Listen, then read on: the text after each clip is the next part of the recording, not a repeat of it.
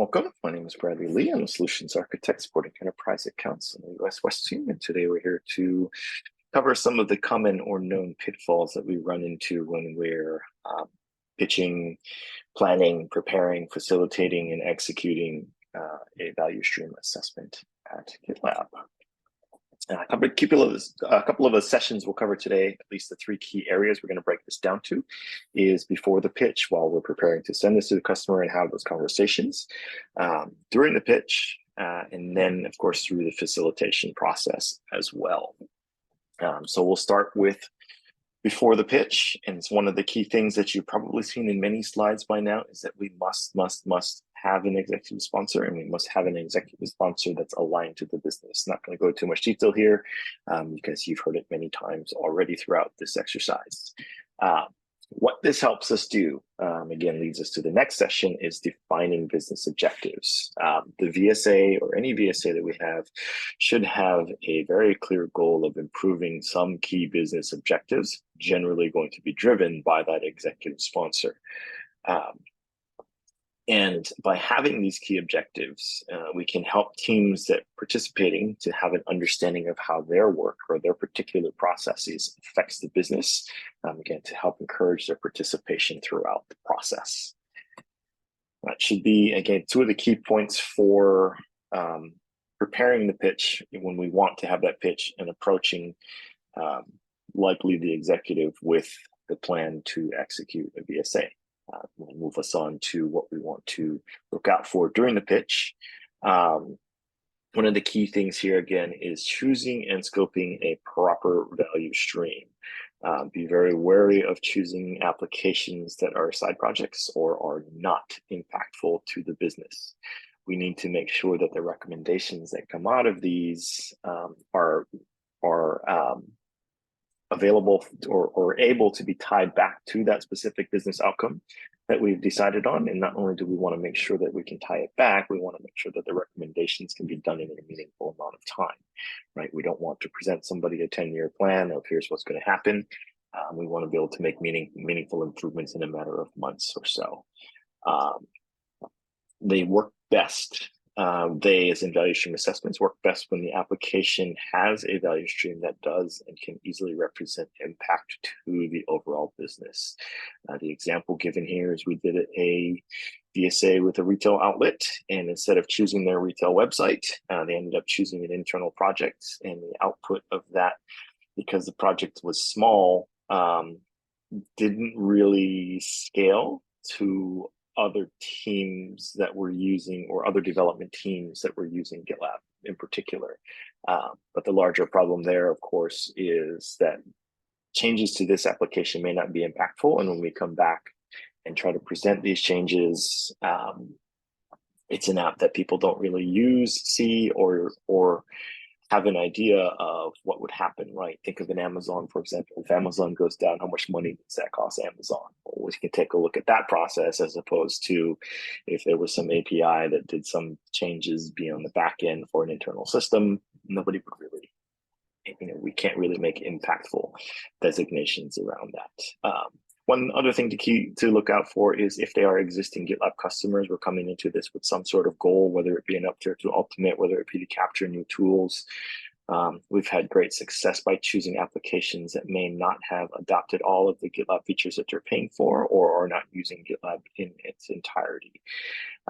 One of the key ways to make sure we have a proper value stream as well is to just work backwards from the customer or the end user. That customer may be internal, external, doesn't matter.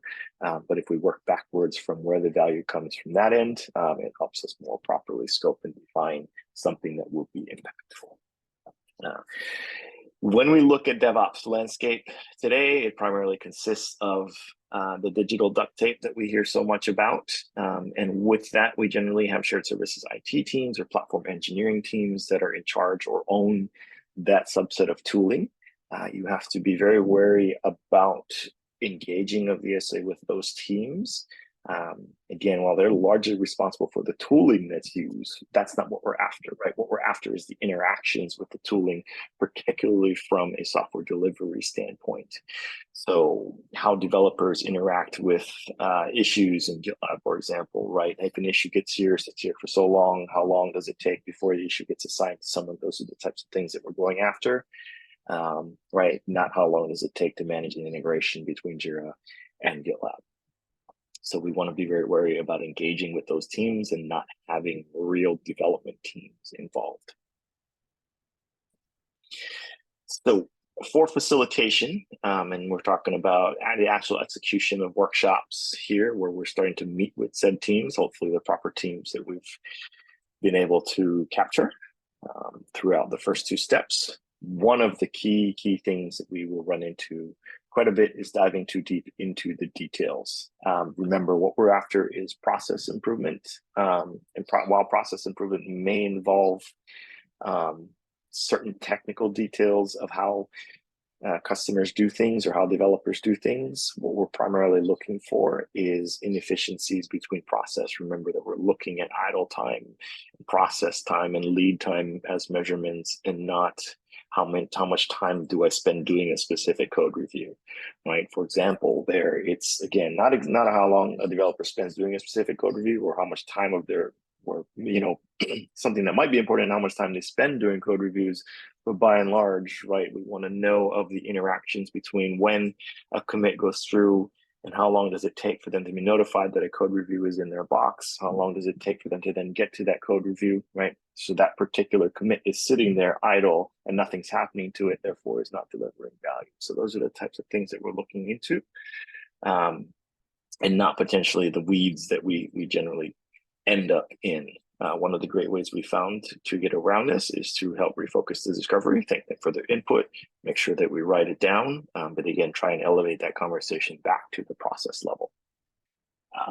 On the same vein, but a little bit different, is when we try and solve the problems at the same time. A lot of teams will drag us down this path as well.